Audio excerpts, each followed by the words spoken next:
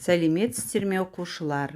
Бүгін Жамбыл Жабаевтың «Зілді бұйрық» өлеңіне тоқталамыз. Зілді бұйрық өлеңінің тарихқа келу себебі. 1916 жылғы ұлт-азаттық көтерілісті Жамбыл басынан кешірді. Ресей империясының озбырлығын тарихтан өткіздік. Су жоқ, мал жаятын шабындық болмауынан қазақ-қырғыз халықтарының кедейленген табыры пайда болды.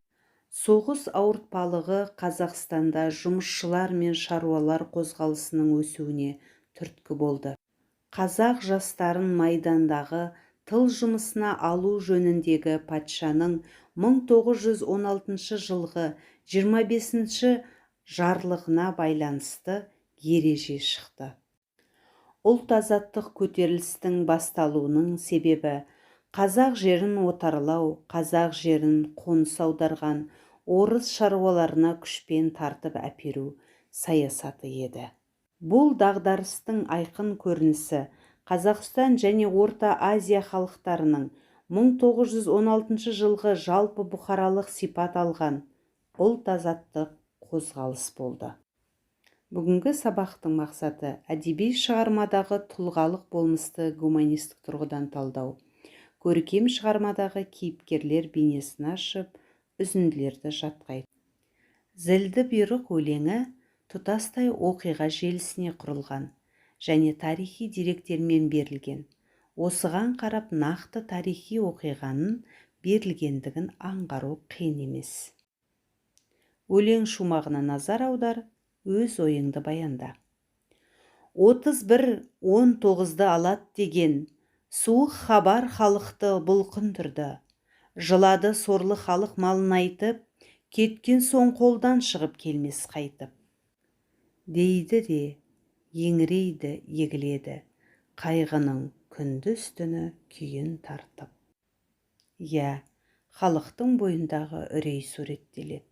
Қарапайым халықтың көңіл күйі осы. Халық нақақтан бас кешуде. Келесі шумаққа назар аударайық. Жөнелді абақтыға соры қайнап, барады боздақтардың көзі жайнап, қамалды абақтыға қырғыз қазақ, білмеді не боларын сырттағы ел, қамалғандарды тірідей тартты азап. Бұл үзіндіде боздақтарынан айырылған халықтың есеңгіреген ымырт шағы шығармада жақсы көрсетілген. Абақтыға жабылған халықтың тағдыры тауқыметі суреттеледі. Келесі тапсырма. Өлеңдегі кейіпкерлердің қасиетіне қарап жағымды, жағымсыз кейіпкерлерді анықтаңдар. Анықтаған жағымды, жағымсыз кейіпкерлерді салыстырыңдар. Бағалау критерийі. Өлеңдегі тұлғалық болмысты гуманистік тұрғыдан талдап, көркем шығармадағы кейіпкер бейнесін аша алады. Үзіндіні жатқа айтады, өлеңдегі кейіпкерлерді салыстыра алады.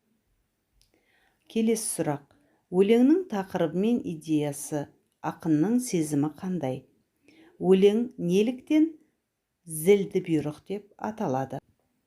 Ұлт-азаттық көтеріліс басшыларының бірі Бекболат Әшекеев. 1916 жылы 7 тамызда Верный уезіндегі Ботбай, Шығыс, Батыс, Қастек және Тайторы болыстары қазақтарының Самсы станциясы маңында біріккен бас көтеру басталды. Тарихта болған азаттық соғыс мәңгі ұмытылмайды. Сабақты қорытындылай келе, аттандық ұлығының қонысына, елді сорған борсықтай болсына, көп ерлер қаза тапты жауғаттанып, көксеген азаттықтың соғысында.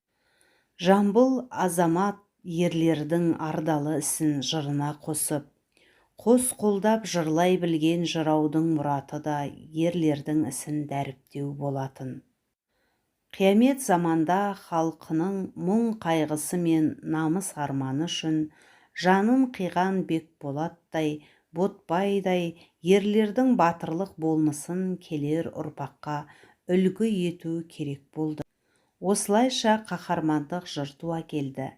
азаттықты аңсаған халықтың қаһармандық қасиетін танытқан осынау Жамбылдың жыры ұрпақ үшін жоғалмас қазына болмақ.